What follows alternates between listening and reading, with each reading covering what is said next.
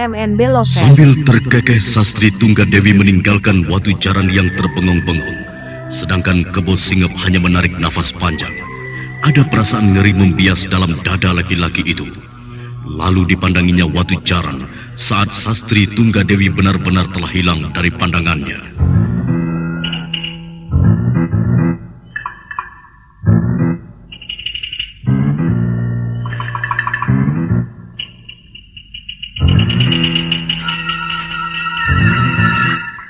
Adi Watu Jaran. Ya, Kang. Sekarang semuanya menjadi semakin jelas bahwa dia bukanlah putri Sastri Tunggadewi, putri Gusti Raden yang sesungguhnya. Dia memang benar cuma siluman. Kau dengar tawanya tadi itu? Tawa yang amat mengiriskan perasaan, dan tawa itu begitu seram. Dia begitu berubah jauh, begitu sombong dan angkuh. Dia tidak mengenalku. Dia tidak tahu siapa aku sebenarnya. Padahal dulu dia begitu dekat denganku. Dia begitu manja padaku. Dia sangat baik. Tapi sekarang semuanya lain. Semua kebaikan dan kemanjaannya sirna. Dia memang siluman. Watu Jaran. Ya, Kang. Adi Watu Jaran. Kenapa kau masih melotot? Kenapa? Dia sudah pergi. Kang, aku tak tahu. Perasaanku seperti hilang. Kepalaku pusing. Pusing sekali, Kang. Tenangkanlah dirimu, Adi. Kita harus bertindak segera. Kita memang harus ke keraton. Sekarang semuanya sudah semakin jelas.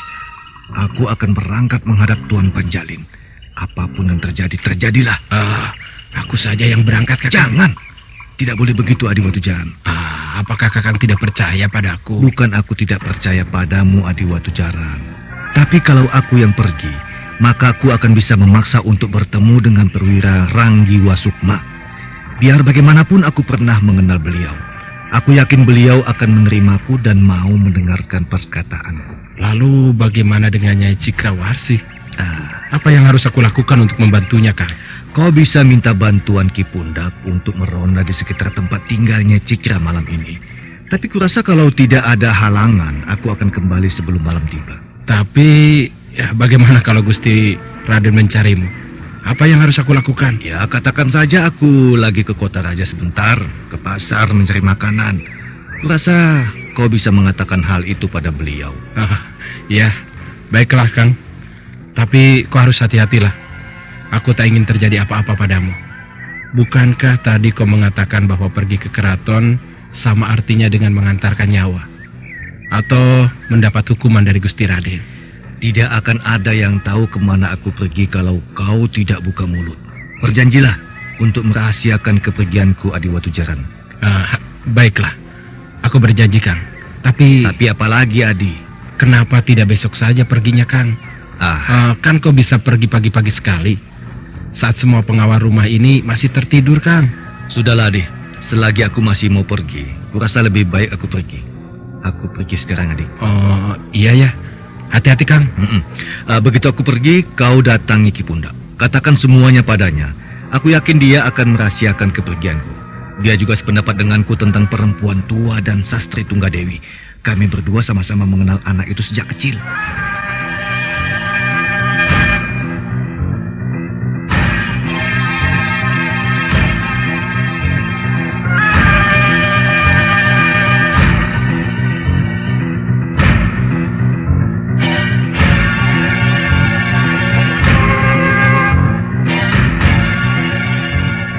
Setelah berkata demikian, Kebo Singep segera pergi meninggalkan Watu Jaran.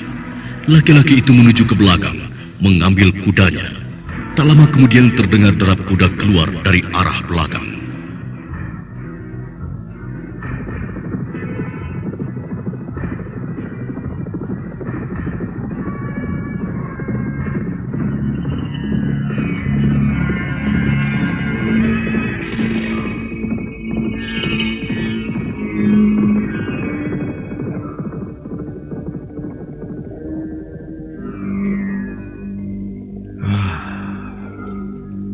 Semoga kau cepat kembali, Kakang. Aku tak mau salah satu di antara kita pergi dengan mengerikan. Aku tak mau karena semuanya ini kau mendapat hukuman. Oh, Dewata Agung, lindungilah Kakang Kebo Singep Dia terlalu baik untuk mati sia-sia. Dewata, kenapa kau berikan cobaan ini pada kami semua di sini? Lindungilah kami, Dewata, karena hanya Engkaulah yang bisa menyelamatkan kami semua. Watu Jaran, ada apa? Kenapa kau bingung begitu? Ki Pundak, kebetulan... Kebetulan? Apa maksudmu? Tadi aku mau menemui Ki Pundak, tapi kebetulan Ki Pundak kemari, jadi aku tidak repot-repot lagi mencarimu. Memangnya ada apa kau ini ingin menemuiku? Apakah ada sesuatu yang terjadi? Atau kau melihat sesuatu yang aneh? Duduklah dulu, Ki. Nanti aku ceritakan. Oh ya, Watu Jaran. Siapa tadi yang keluar dengan menunggang kuda menuju ke arah pasar? Aku akan menceritakan semuanya, Ki. Duduklah dulu. Tak enak kalau dilihat pengawal lainnya Ki Pundak berada di sini saat-saat seperti ini, Kak. Watu Jaran, kau ini kok ada-ada saja. Ya, baiklah. Aku akan duduk. Lalu kau ceritakanlah semuanya.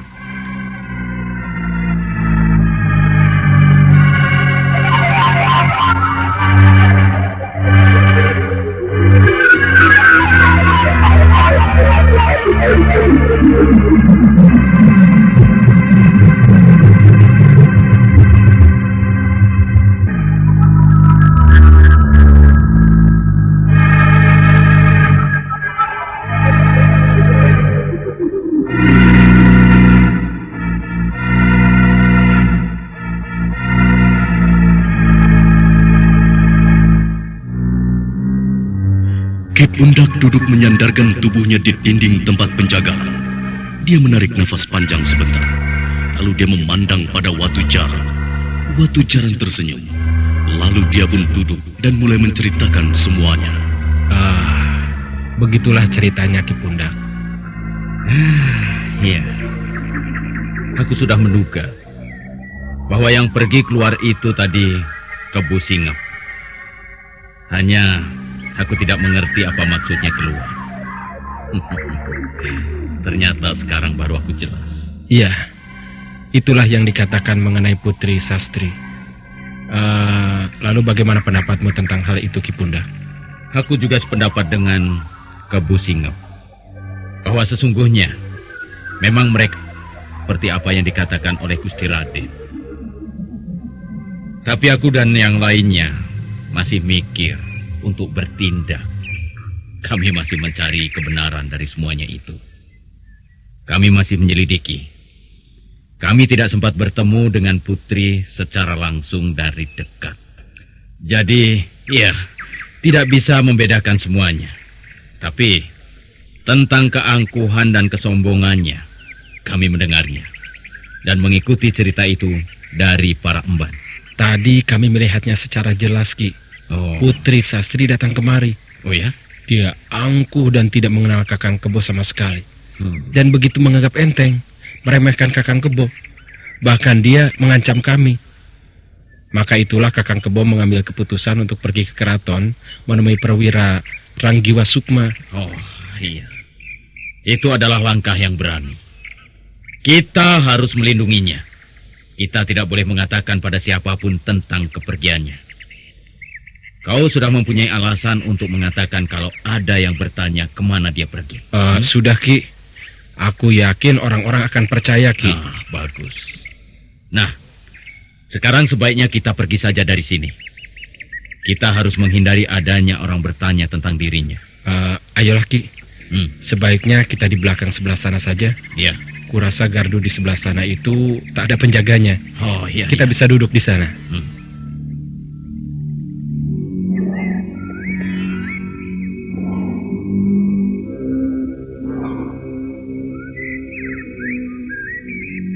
Sementara itu Sastri Tunggadewi yang tiba di kamarnya langsung mendapat kabar dari Nyai Balitung tentang dirinya yang diintip oleh Nyai Cikrawarsi. Oh, jadi emban tua itu yang usil mengintip Nyai di sini. Iya, perempuan itu bisa membahayakan kehadiran kita di sini, Sastri. Kita harus hati-hati dengannya. Kenapa tidak kita bunuh saja, Nyai? Aku bisa membunuhnya sekarang. Aku bisa membungkam mulutnya sebelum dia berbicara dengan ibundaku. Kalau memang kita ingin membunuhnya, itu tidak sulit. Kita tinggal mendatanginya nanti malam.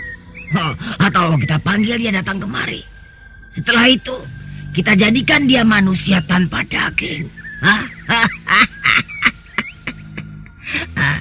Tapi yang jadi masalahnya, jangan sampai dia bicara dengan orang lain tentang keadaanku pada siang hari.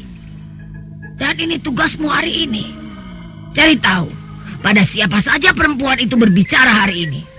Dan tanya apa saja yang dikatakannya. Kalau memang dia bercerita tentang diriku, maka orang itu harus dibunuh. Baiklah, Nyai. Aku akan mencari tahu kepada siapa saja dia bicara. Jangan mencari siapa orangnya, Sastri. Sekarang kau bisa menemui perempuan tua bodoh itu. Paksa dia bicara padamu. Pada siapa saja dia menceritakan semuanya tentang diriku. Kau pintar, Nyai. Memang sebaiknya aku menemui orang itu. Aku memaksanya bicara. Aku pergi, Nyai. Aku akan menemuinya.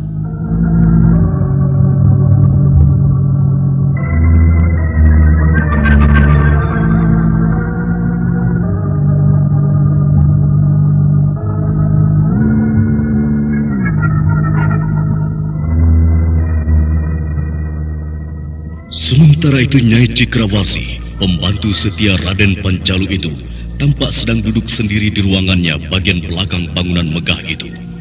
Perempuan itu masih terbayang dengan tawa dan seringai Nyai Balitung yang baginya begitu mengerikan.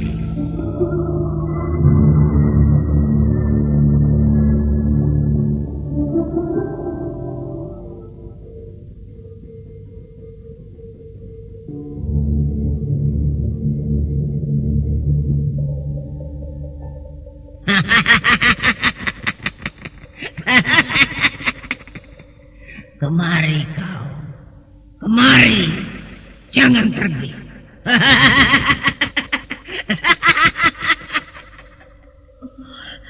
Tawa itu begitu mengerikan. Aku tidak bisa melupakannya. Aku tidak bisa menghilangkan bayangan itu. Dia membuka mulutnya. Giginya hitam dan kokoh. Mengerikan sekali. Dia sepertinya memang ingin menangkapku. Tapi dia tidak mau bergerak dari kamarnya. Apakah memang benar dia adalah Nyai Balitung? Dan Putri Sastri itu memang benar-benar siluman? Yaitu tubuh Putri Sastri yang mati itu dibangkitkan oleh Nyai Balitung.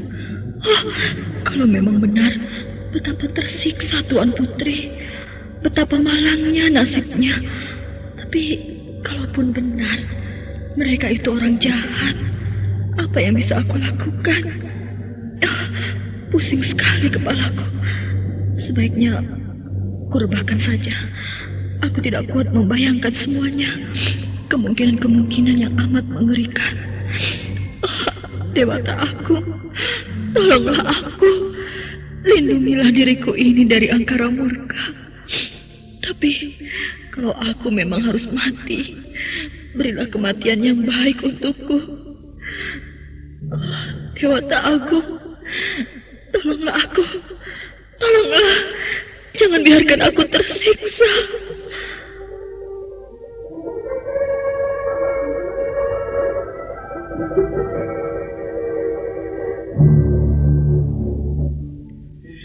Nyai Cikrawasi mendongak, dipandanginya langit-langit kamarnya. Wanita pelayan itu mendesah dengan rasa cemas. Pada saat itulah, dia terbayang kembali tawa dan pucatnya wajah Nyai Balitung.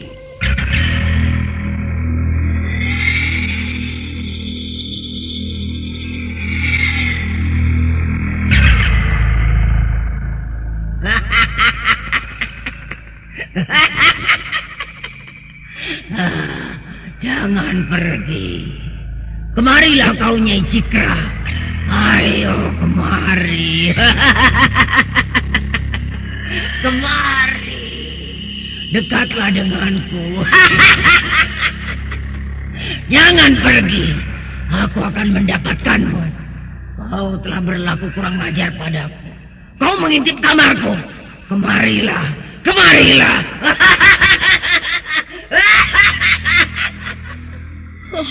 Dewata, tolonglah aku. Aku takut sekali. Wajahnya yang memucat dan taring di mulutnya. Tolonglah aku, Dewata Agung. Dia ingin membunuhku. Dia ingin membunuhku. Dia pasti membunuhku. Apakah tidak sebaiknya aku pergi dari sini? Pergi sebelum malam tiba. Ya, aku memang harus pergi. Aku tidak boleh di sini malam ini.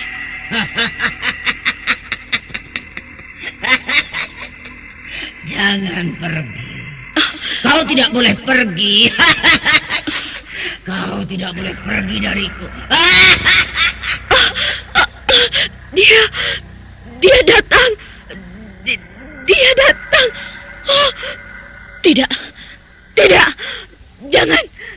Jangan bunuh aku. Jangan sakiti aku. Aku tidak sengaja. Maafkan aku. Maafkan aku, Nyai. Jangan.